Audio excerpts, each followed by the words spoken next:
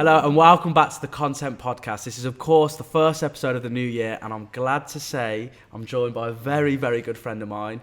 Unfortunately, I did try to get Jack Grealish, but he couldn't make it. So I got the next best thing, and I've got Ethan Freemantle. Thank you for having me, mate. Thank you. It's a pleasure to be here. It's about time. I know, mate. I've rejected it a few times now, so keep knocking the door. I had to answer, didn't I? Things got a bit desperate now. You finally accepted my offer on the pod.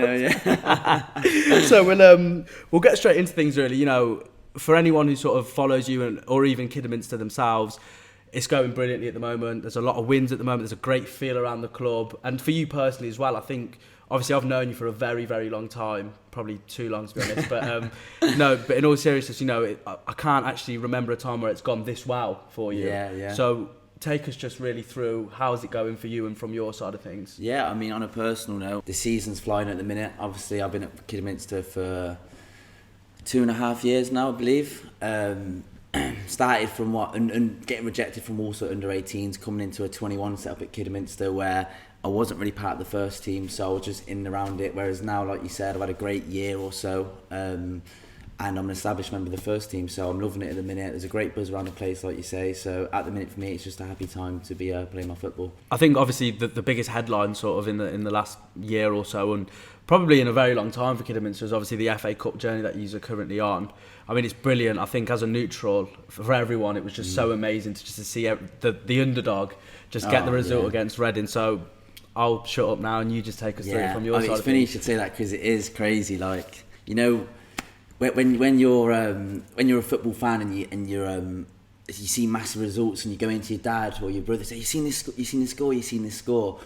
When that comes you, that is a crazy feeling. Like, I remember the day after we beat Reading in the FA Cup, I was sitting around in my brother's house, watching TV with him. Sky Sports comes on and my ugly mug's on the front bouncing about and that. I'm like, wow, he's taking the Michael out of me. Yeah. I'm just laughing it all up and loving it. So yeah, it's amazing to be part of the club at the minute, and with West Ham around the corner, which is, as we've spoke about before we went live, it's a massive club with one of the best football teams in England at the minute, so I can't wait for that. Like you said, it's just such a surreal moment, and I actually met you. We went for a bit of food, didn't we, after the Kidderminster game, and it was just so amazing just to be around you because you could just feel this sort of aura coming off you. Yeah. That even when you weren't talking about it, you were thinking about it. Yeah, and like you said, you know, at the end of the day, you're so young in your career, in life, and for you to experience something that you've always dreamt about, I mean, how did it feel? Like, deep amazing. Down, how did it feel, mate? It's not to get too cringy, but it's a feeling you can't put into words almost because,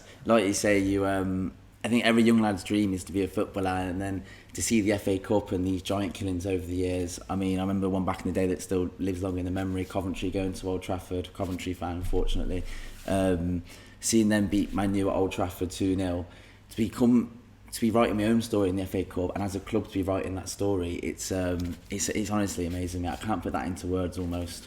Yeah, honestly, I remember completely. I was at work in the office, and obviously we had the coverage of Sky Sports News on, and everyone, even people who haven't heard of Kidderminster, and that's no disrespect to them, of course, but you know, there's people all across England who work at that place, and everyone was cheering when that goal went in. It was honestly, mate, it just felt like the whole country, besides obviously Reading fans, just not came. Many of them. Sorry to any Reading fans there are. Really joking. But yeah, so obviously just one thing as well that really stood out, not just because it was absolutely hilarious, but because it just made me feel so amazing, was the video of the gaffer. So when obviously I need to be careful what I say. I want to be playing minutes. So obviously he's walked in, and for those of you who haven't watched the video, he's walked in and he's given a very heartwarming, serious, if anything, emotional, exactly, speech. And then just out of nowhere, the explosion of emotion for everyone, which led to the classic song of Kiddy and Massive. So just before we get into that, could you give us a rendition of it? I haven't done my own voice exercises, I'll be honest. I've completely bowled it. I thought I might go for it, but I went, no. I'll have to watch his back at some point. yeah, your family, and it's going to be there forever.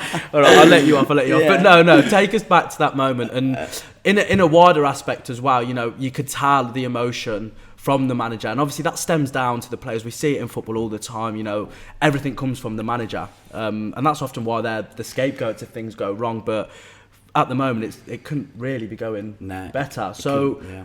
For you, from a personal perspective, how well have you got on with the manager in terms of progression in your career? You've got to keep both sides happy and stuff, but as a young player coming into it, I think the gaffer and on the side assistant manager Jimmy O'Connor, they're brilliant with us and the younger lads. There's a lad called Ksaya Martin, Jaden White currently with Kidderminster at the moment, both young lads, and the way they are with us is brilliant, and we're getting the minutes and we're repaying the debt, not the debt but the favour, the trust they're putting in us, we're repaying it with the performances on the pitch. So to work with him, and like you say, the video is just brilliant when he comes out and he gives it all that, and the lads love it as well. Like you say, it runs through the team, that type of emotion. So yeah, it was brilliant, man. It was very funny watching it back as well. Yeah, I think that was just going back to what you're saying about obviously watching yourself on Sky Sports. I think that was the video that really did the rounds, isn't it? But honestly, it was just so amazing to watch. But just one final thing, obviously, on the FA Cup now. I know we've said, you've lived a dream already, experienced that moment, coming on, playing in front of all them fans. Yeah. But now, it's funny because I remember saying to you on the day that you think about this moment for a long time, but it will never run out. But then you think, hang on a minute, we're going to do it all again. And obviously, once again, no disrespect to Reading, but West Ham's a level above in many ways. And, for you to play against a Premier League club, it's just phenomenal. So how are you feeling, not only going in towards the game, but also, just how does it feel personally that this is at the end of the day a dream come true, another one for you? I know, and that's the thing with football. You can't get too high on the highs and you can't get too low on the lows. It's obviously it was magical beating Reading, and we've created history that day. But you've got no time to kind of celebrate that for a week or go on a week's bender. You've got to get straight back on the horse Monday morning and prepare for a game on Tuesday night, which was against 𝙟𝙪𝙨𝙪. So you have no time to really celebrate these things. Like, you can have a good day and whatever, then you're straight back on the horse. And like you say, we've written history in beating Reading in the FA Cup, and now the challenge for us as a team and for me individually is to go and do it again. We've done it once, why not do it again? Why not create history for a second time? And of course, the odds are mightily stacked against us, but that sometimes plays into our favour because we're the underdogs here. What pressure have we got? No one expects us really to go in there and beat West Ham, but as a team, we know what we're capable of, and who knows, anything can happen in football. It's the magic of the FA Cup, isn't it? So I just can't wait to see what happens. Oh, mate, honestly, it just gives me goosebumps just thinking about everything the night before. Waking up, thinking, okay, right, you know what I mean? Don't sleep much. I can imagine. I won't sleep much. Never mind you, that I'll be thinking about it that much. But I think, do you know what it was? Obviously, look, we've been meaning to get this podcast up and running for a long time, and now I've got to the fourth round of the FA Cup. You want to know me? he's made it big time now, so I thought I'd get him on. You won't know me this time last year. Less of that, mate. Less of that. I told you to rein it in for this, and you haven't. But the whole inspiration behind this was, look, obviously I know you very, very well, and I know that you're a social boy, and this is probably the only time I am going to be very complimentary, but you're a good looking boy, you've got the gift of the gab, you're a very sociable person, and you do enjoy socialising, and for you to obviously be like that and inclined in that way, but then to also have a job as intense as being a footballer, it requires an extensive amount of motivation, commitment, dedication, whatever you want to call it, but for someone like you, where you do like a bit of both, how do you find coping with that, and what are the ways that you do cope with that? I think the growth in that aspect as being a footballer also comes alongside your growth as a person. I feel like when I was younger and juggling the two, I probably did socialise too much. But I feel like as I've grown older and I've matured as a person, that's implemented into my football side as well. So back in the days when I might go out with the lads for a night out, back in the day, nowadays I've got a better head on my shoulders where I'm like, no, I need to sacrifice and make sacrifices if I'm going to be somewhere, because at the end of the day, I'm trying to get somewhere, and regardless of if that's my friends or it's a birthday or this and that, it's down to me what I want to get out of my career. So I'm kind of like, I can go out with the lads sometimes, but ultimately there's only one thing in my life that I want to take somewhere, and that's not going out every weekend. That is making somewhere in football, wherever that may be. Yeah, mate, honestly, it's the perfect attitude to have. And I think, to be honest with you, you say obviously back in the day it would have been something that you probably would have prioritised over the football, is going out and having a good time with your friends. But at the end of the day, as you say, it's growth. You've got to get it out your system a little bit. Out your system, of course, man. I think some people look at football as the outsiders, kind of, you got it all, you do this, do that, you should be doing this, you should be doing that.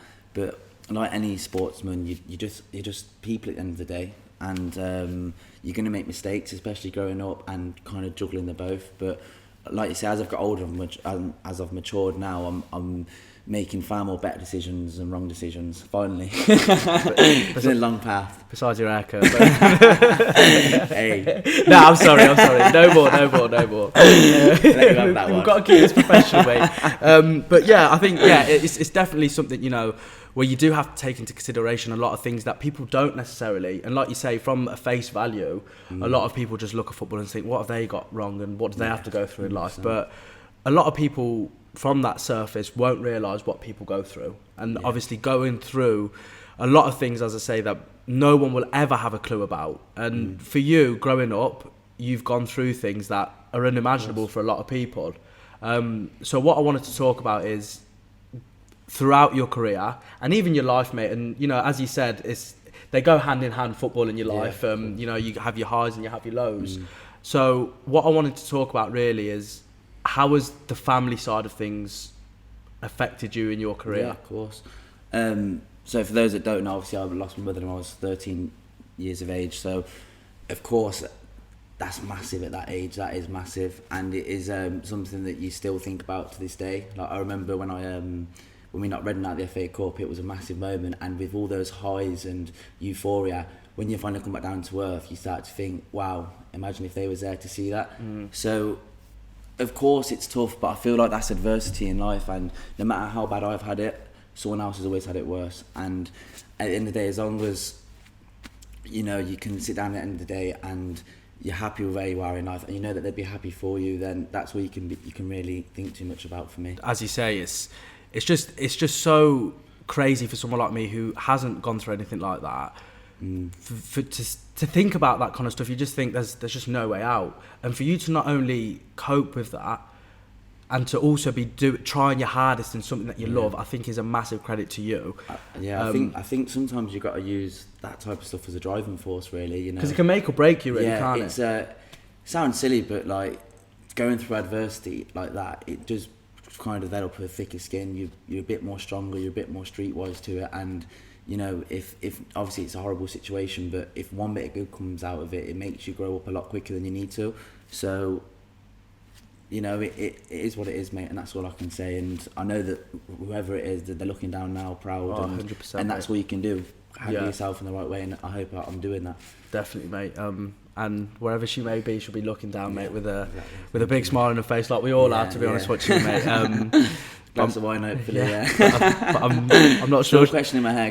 I was going to say something, but I'm not going to do it. You're right, mate. I can't push the boat out, mate, because I'll be getting it back, so I'm not doing it.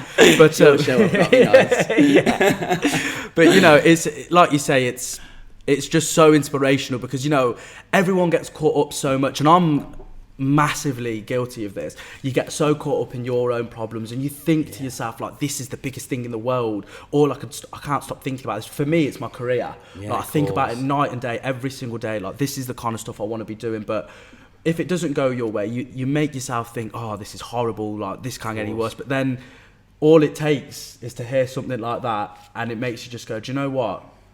As you say, there's so many more people out there that are going through things that will make your situation a little bit lighter. Just a little bit light, mate. Exactly. Yeah. But I think you can certainly be an inspiration to many people who go through anything like that or anything similar to that. Although it's literally the hardest thing you could ever go through, there is a way out, and there is a light there, kind of thing. Yeah, there is always light at the end of the tunnel, man.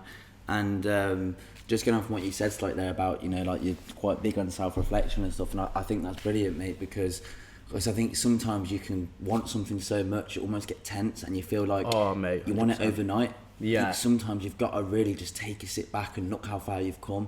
And for me at the minute, like, obviously I'm in the team, I'm in and out the team, so I get tense days like, I wish I need to be doing this, I need to be doing that. But I think sometimes you've just got to look back at where you was 6 months ago, a year ago, even yesterday, and look how far you've come. And that's one positive thought pattern that I try and use. I kind of think, I want this, I want that. I think, hang on a minute, am I better than the person I was 6 months ago? of course I am, and that's in football and outside of football. We're always learning and growing. So that is kind of like one thing I will always look back to. Where was I back then? Do you know what would a older me now say to a younger me and stuff like that? Oh yeah, without a doubt. And I seen a little quote on social media recently, and it's stuck with me ever since I've seen it. It was, you have to work 10 years of your life to become an overnight success. Yeah. And it's, you know, no one will see the hard yards, no one will see, like I said, you know, the off the field situation that people go through.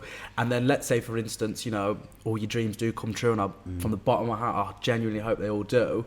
People will look at you and go, well, yeah, right, he's made it, and all of a sudden he's there now, and that's it. But no one will ever, they won't even think about thinking about it. Yeah. They won't even go, what has he actually genuinely gone through to get that situation? Do you know what I mean? Yeah, of course. They just see the finished product, what's in front of them, don't they? They don't actually see the hard yards behind the scenes, the ups, the down days. All they see is a finished product, and they judge you on that. But really, if they understood the ins and outs and the full story, they'd probably think twice before they give you a bit of rubbish about your record. Right? Noted.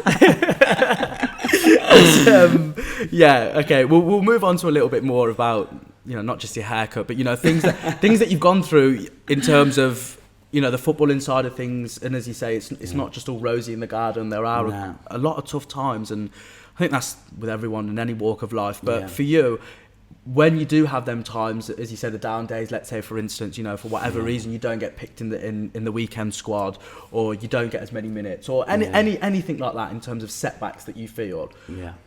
What are your coping mechanisms, and how do you maintain that motivation? I think a lot of it's just kind of patience and understanding, especially in football. I know you did some great work last year with Reece Ford on the... What was that podcast called? It was the 2-part series released, Where Do I Go From Here? That, and I watched that, and I thought that was brilliant, mate. I think everyone's different, and it's down to different things, but again, to me, it just goes on back to that kind of almost self-reflection of just think, all right, settle down. Do you know what I mean? It's not personal. It's not the end of the world. There's plenty of ways to go from here. You know, you can't look at the one big task. You've got to knock it down and kind of... and look at the smaller parts and put that together. Oh yeah, without a doubt. And I think, to be honest with you, I've noticed it a lot with our generation, and I don't want to sound like a 40-year-old, but bit of a boomer. Yeah, all right, mate, but cheer up, it's only a podcast. But no, it's I've noticed a lot that anytime there's a setback or anything like that, there's almost this motivation completely obliterated. It's gone, finished. And as we've said so many times already, you know, everyone wants to take the elevator to success. They want to just take it, but you have to take the stairs, mate. Yeah. The elevator is permanently broken. Bad for your back, yeah, exactly, mate. It will hurt the legs going up, but you've got to do it, mate. No pain, no gain. Exactly that, mate. And I think that's 100%, no matter what kind of job or industry that you want to go into, that you are into, that's something that everyone really needs to have, that inner drive and the motivation sort of thing. Yeah. But yeah, go on. Going on from what you were saying in terms of football, like when I was 18, and like I said, bring up Ursula again. When I got knocked back, it's like a horrible ex-girlfriend, isn't it? Also, but obviously you get knocked back from that, and at that age, 18, all I knew was football, and I suppose I was doing football 6 days a week, flat out. I always saw myself as a footballer, not as a person. So at the age of 18, when someone takes your whole identity away from you, you have to kind of rebuild that, and you think, where do I go from here? Where do I go now? And I think that is an age where, you know, you see no end of footballers. I know footballers who have been much better than me, and they don't even play anymore because, like you say, it's that inner drive, or it's the help. You know, the people who you listen to from the side and what messages they pass on to you. Very fortunate to have a dad and brothers who have been very good to me over the years and gave me great advice. I never tell them that, so I hope they don't listen. But, yeah, they've been brilliant with advice. So when I was 18, I got knocked back. I was thinking, where do I go from here? And I kind of lost love with football. I quit it for months. I was doing things that I wasn't even happy doing. I was out with my mates all the time and stuff like that, just trying to fit in somewhere. Luckily, my dad pushed me back into football, so I signed for Kidderminster, and I haven't looked back since, and I couldn't be happier now that I've found rekindled my love for the game, and I'm at a club where I love playing. So it's just amazing, because this story that everyone's seeing at the moment with Kidderminster, it's that the underdog feel-good story that no matter what you go through, no matter where people think that you are, anything can be achieved. Yeah. And I think that's a brilliant parallel to obviously your journey. It's the, 100%. you know, there might be times where people wrote you off. There might be times even where you wrote yourself off. Yeah. But no matter what, you will always continue. And this obviously leads me on nicely, really, to what does the future hold then for Ethan Freemantle? Not necessarily just, you know, generic stuff like, oh, I'd love to play in the Champions League or anything like that. But in terms of when it is time for you to look back upon reflection, what do you want to say you achieved? It's a tough question, that, isn't it? Because They're not going to be easy, mate. Yeah. Obviously, like, you'd like to say, like you say, sky's the limit. I want to be playing in the Premier League every day. Of course. But for me personally, I just want to enjoy playing my football, because I think when you enjoy something, that's when your best outlet is. You see what you're about. So if I'm in somewhere where I'm enjoying my football and taking it serious and really enjoying myself, then I'll play my best football. So for me, it's just to enjoy every day when it comes to football, and away from football, of course, enjoy it. And, you know, hopefully play for the Sky Blues one day. Yeah, well, who knows? Coventry gets to the Premier League, yeah, and they need a striker who's not going to give up, and they sign someone else. Hopefully need a kit man. Is that where I come in? Not with that content. Yeah. Have you shown the jumper off yet? No, Come on. they're not for sale. But I thought I might get a freebie for coming on, but steady on, mate. We're only a start-up. But unfortunately, you can get them fleeces for free because no one else wants them. You said you liked this for me. Come on. Yeah, it's a stitch up, mate. But no, right. Final question, mate. Because I know you're a very busy man. Are you happy? Genuinely, this isn't just a. You know when people say when they answer the phone, "Oh, you're right, mate," but I want to know genuinely, mate, from the bottom of your heart, are you happy with where you are at the moment? Not just with the football, not just with the social stuff, but just in life in general. Are you genuinely happy? Yes, I am happy. I am doing, in career-wise now, the best I've ever been in my whole life. I couldn't be happier with that. Away from football, although I don't live in Coventry, I miss a lot of time spent with family. I try and spend my time doing something where I can push myself and achieve. So I'm happy, mate, right now. You know, football runs alongside my life, but it's not me at the end of the day. But if I'm having a bad week in football, usually that does spill over into my life, and I think, wow. And of course you have down days. Everybody has down days. Just don't think because someone plays football, their life's all sunshine and rainbows. It's really not. You have good days, you have bad days. You're in a pressure cooker every day where you've got to perform. You're judged on how you do. But yeah, right now I'm happy, mate. Do you know what I mean? I'm looking forward to West Ham. I'm looking forward to knocking up as many goals as I can. And yeah, I'm happy, mate. Mate, that's what a fitting way to end the podcast. But no, thank you very much, mate. And there is one small little thing, you know, you were saying about the jumper and how you wanted a present. Yeah. And I thought to myself, I could get him a jumper. There you go. I could get him football boots. I've got you some hair gel.